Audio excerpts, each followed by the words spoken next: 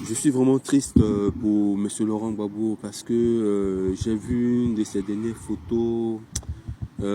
Ça indique vraiment que M. Laurent Gbagbo n'est pas bien traité. Voilà.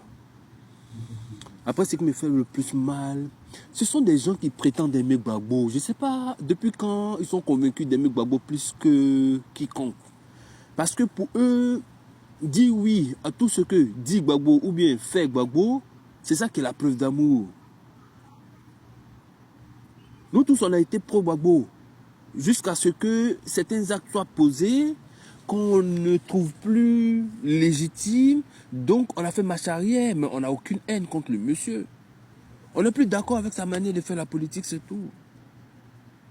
Maintenant, vous qui vous dites de l'aimer, mais c'est bien s'il y a encore des gens qui l'aiment de manière bien assumée. Ok, mais faites-le avec intelligence. Hein? Vous aimez tellement votre enfant que à 14 ans, il vient et dit, papa, moi j'ai extrêmement besoin de me faire de la coque, donc il faut me donner de l'argent. Ah, mon fils, je t'aime tellement que tiens l'argent, achète tout ce que tu veux, mets-toi à l'aise. C'est ce que vous faites. Non. Quand vous aimez quelqu'un, vous lui souhaitez du bien. Vous ne souhaitez pas seulement qu'il soit content. Parce qu'il peut être content contre ce qui est contre son intérêt. Vous lui souhaitez du bien. Donc vous faites tout ce qui est bon pour lui, seulement ce qui est bon pour lui. On vous montre un monsieur qui se porte visiblement mal. Et tout ce que vous trouvez à faire, c'est d'insulter celui qui vous montre la lune. Parce que vous ne regardez que le doigt. On a vu la photo de M. Laurent Gbagbo dans ces dernières années de président, avant que la France ne le capture au profit de M. Alassane. Il a été très maltraité à Korogo. Quand il est arrivé à la CPI, vraiment, il était amoché. Mais quelques années après, à la CPI, on a vu qu'il a repris de la forme. Ok? C'est vrai que tout ça, des années passent dessus. Aujourd'hui, il a 80 ans, je suis bien d'accord. Mais il n'est pas le seul à avoir 80 ans. 80 ans. Il a beaucoup d'argent. Il vient de se marier, donc normalement, il est en de bonnes mains. On ne voit pas pourquoi est-ce que monsieur est mal en point, visiblement. Il a beaucoup d'argent. Il vient de se marier, donc je veux dire, il est dans l'amour frais. Normalement, il devrait être l'homme le plus brillant de la Côte d'Ivoire aujourd'hui, là. Il n'a plus de charge politique, donc normalement, il doit être même relaxé. On voit que la vieillesse de M. Gbagbo est accélérée d'une manière vraiment exorbitante. J'ai mis une photo où on voit l'état que M. Laurent Gbagbo avait quand il sortait des geôles de... ou bien juste avant d'aller dans les geôles de Alassane, dans la période où il a été malmené par les moutons d'Alassane armés là. Et puis on voit sa photo quelques années après, quand il est à la CPI, il est très frais, en forme, bien gros, bien grave, bien nourri, bien...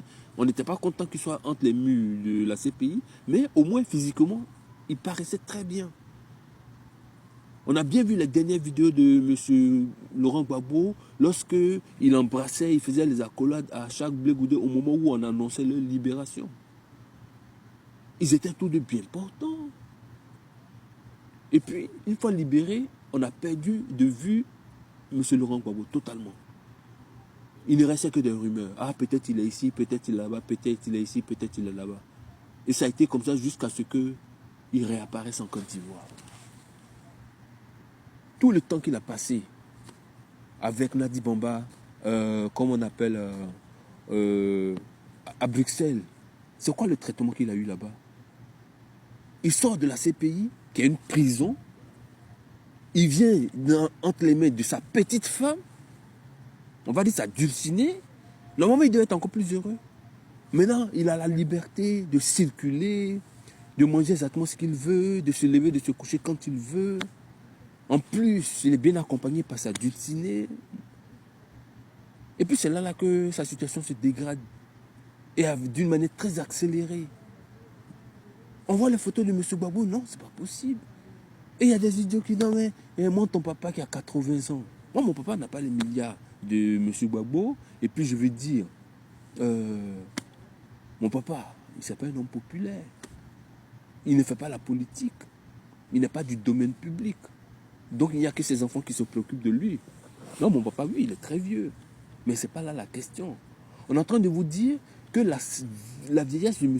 Laurent Gbagbo est trop accélérée. Même quand il est rentré en Côte d'Ivoire, hein, de l'époque où il est retourné en Côte d'Ivoire jusqu'à aujourd'hui, là, mais il se passe trop de choses. Il se passe trop de choses. L'État est trop accéléré. Son état de vieillesse mais est excessif. Ça fait environ 3 ans, je ne me rappelle pas, ouais, on a autour de 3 ans. En 3 ans seulement, il se passe quoi? Normalement, quand on tire une sonnette d'alarme comme ça, les gens qui sont sages et qui aiment vraiment Laurent Gbagbo, ils se posent des questions, ils se disent, mais est-ce que notre papa là, il n'est pas vraiment en difficulté? Non. À moins que ce soit les moutons à qui, bon, on va dire les mercenaires à qui Nadi Mamba jette les cacahuètes, là, ok.